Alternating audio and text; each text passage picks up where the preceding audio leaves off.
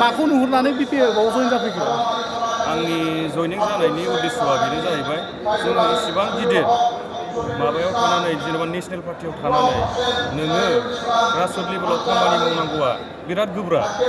मानो होनोबा नोङो जोंनियावहाय सासेबो मोजां माबा जेन'बा दा माबा गैथ'वा, जेन'बा नोङो मोजां लिडारबो गैथ'वा, बिजेपिनि थाखाय नोङो माबाबो गैथ'वा।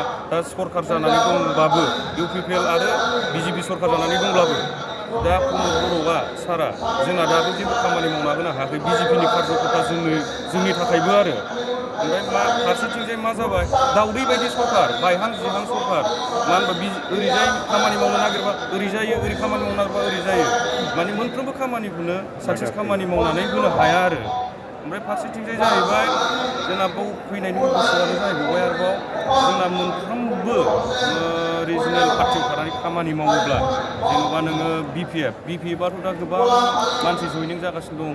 ओंखायनो जोङो दा UPPजों BJPजों एलायन्स सरखार हिसाबै जोङो बेयाव UPPआव थाङालासिनो बा माबालासिनो सरकारा एखेखा हिसाबै जों BPFखौनो मुजुबुद खालामनो थाखाय BPFखौनो जों मोजां मोननानै मुजुबुद बा गोजौआव दैखांलांनो थाखाय जोङो नैबे लकसभा MP इलेक्सनाव जोंना जा BPFनिफ्राय जा टिकेट होगोन, जा जोंना माबा जागोन केन्डिडेट जागोन बेखौनो जों जै जखा खालामनो होननानै जोङो फैनाय जाबाय आरो आं बेखौनो रायजो राजाफोरनि सिगाङाव मोनसे गुरै खावलायहरनो सानबावो जाहाथे जोंनि जेसेबांखि कार्यकर्ता दङ जोंना माखासे माने साइलेन्ट भटारफोर दङ, साइलेन्ट भटार जानानै थासिगोन माखासे BJPनि कार्यकर्ताफ्रा आरो माखासे जोंना फैबावनांगौ लाइन बाय लाइन माने हाजार मानसि दं आरो जोंनियाव माने फैबावगोन लासै जों लाबोनो नाजागोन। जों दिनैसो प्रथमबार नालाय जोङो जइनिं जानानै खामानि मावजेननाय मानसिफ्रा जोंखौ साननो हागौ बोरै थांलाय ओरै फैलाय मा पार्टि खालामनो, खिन्थु जोङो पार्टि खालामगोन, मोजाङै मोजां जों खालामलांगोन, BPFखौनो जै जुगथु खालामगोन जोङो। बिनि थाखायनो जों रायजो राजाखौ गुरै खावलायनो सानो रायजोफ्राबो जोंनि बे BPF हान्जायावनो फैनानै रिजनेल पार्टियावनो फैनानै जोंनि कार्यकर्ताफ्राबो इसिबां गिदिर जेन'बा नेसनेल पार्टियाव थायालाबानो फैनानै खामानि मावफैयो। बेखौनो आंनि कार्यकर्ता बेसेबां लोगोरियाफोर दं बेखौ आङो गुरै खावलायहरनाय जाबाय जाहाथे जोंजों मासाब जायो। जोङो दिनै BJPनिफ्राय फैदों। माबेनिफ्राय फैदों?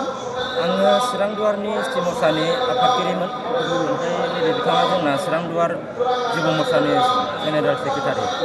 ओमफ्राय नैबे बिनानावा स्टेट एक्जिकिउटिभ मेम्बारमोन आरो। दिनैहाय माने स्टेटआव BJP आरो BTC आवहाय BJP आरो UPPआव जयेन्ट सरकार सोलिगासिनो दङ। खिन्थु सरकार सोलिबाय थानायावबो सरकार गैयै BPF हान्जायावदि जयेन जाबाय, मानि थाखाय जयेन जानो गोनां जाखो? दिनैनि दिनाव जों एसे बर' हिसाबै बा जोङो काउन्सिलाव थाग्रा हिसाबै जोङो काउन्सिलखौ जेब्ला जोङो मुजुफुद खालामनांगौबा जोङो स्टेटआव एफोराव गिदिर दलाव थानानै जों जाया, जोङो रिजनेल पार्टियावनो थानानै जों खामानि मावनांगोन, अब्लासो जोङो साक्सेस जागोन।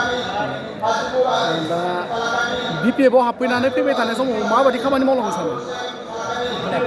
BPFआव जे हाबफैबाय दिनैहाय फैबाय थानाय समावहाय माने BPFनि जानानै माबायदि खामानि मावलांगोन नोंथाङा? फैबाय थानाय समावथ' जोंहा दिनै जोङो जिबायदि नुदों दिनैनि जइनिंखौ नायोब्ला आरो सिगाङावबो जों नुबोबाय थादों जिबायदि ज' लोब BPF आंखौ जेनेबा सापर्ट खालामनो फैदों, जोङो बे हिसाबै जों फैदों। इयुनाव जोङो पार्टिनि जानानै जों सिंजों खामानि मावबाय थागोन आरो जोंहा अनेक मानसि फैबावनांगौ दङ, जों बिसोरखौबो लाबोगोन। अलरेडि जोंजों दंजोबखायो माने खोथा होनानै दंखायो नालाय, जों बिसोरखौ लाबोगोन आरो बिदिनो जों मुजुफोर बानायलांगोन। दिनै नोंथांमोना हाबबाय, माने रायजो राजाफोरखौ मा मेसेज होनो सानो? रायजो राजाफोरखौ जों बेखौनो खावलायनो नागिरो दिनैनि दिनाव माने BPFआव थानानै खामानि मावनाया बयनिख्रुइबो साबसिन होननानै आं सानो आरो।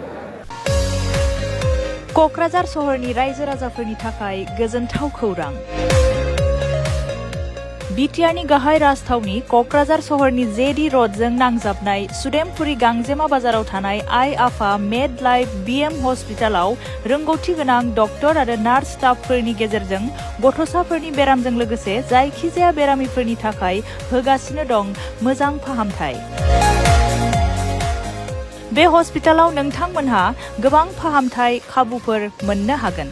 24/7 emergency service, laboratory, pharmacy, paediatrics, medicine, gynaecology, dental, urology, dental X ray, play area, X ray, sonography, OT, ICU, NICU, PICU नि खाबुफोरखौ मोननो हागोन। आइ आफा मेड लाइफ BM हस्पिटाला 24 घन्टा जेब्लाबो खुलायै थागोन आरो लांलाय लाबोलायनि एम्बुलेन्सआबो मोजाङै सार्भिस थागोन।